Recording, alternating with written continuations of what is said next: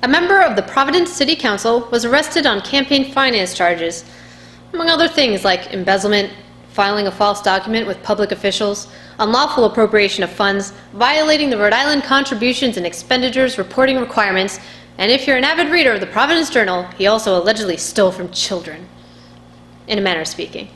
Following Rep. Gallison's dishonorable lead, City Council Majority Leader Kevin Jackson is the latest in Rhode Island's ongoing list of corrupt politicians, and for some reason, we are still acting shocked. Jackson was arrested by the state police and faced arraignment last Wednesday under the 6th District Court.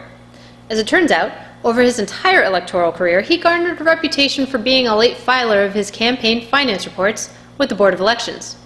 His record is 20 open late filing violations that date back to 2009.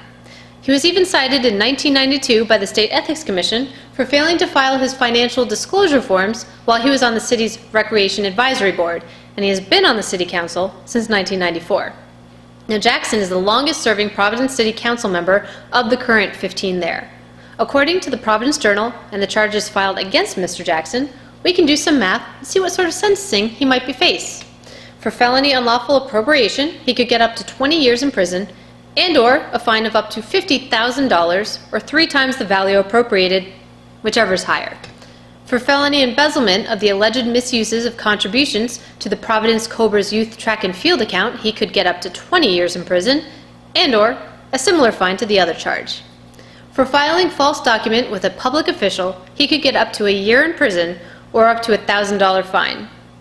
For violating Rhode Island campaign contributions and expenditures reporting requirements, he could get up to a $1,000 fine. So all in all, he could face anywhere between 40 years in prison or over $100,000 worth of fines. Ladies and gentlemen, I feel the need to reference back to my commentary last week on Rep. Gallison and remind the good elected officials of this state to don't be stupid. Don't be stupid! Is skimming off the top really worth 40 years of your life? Maybe that's the question we should be asking this election season.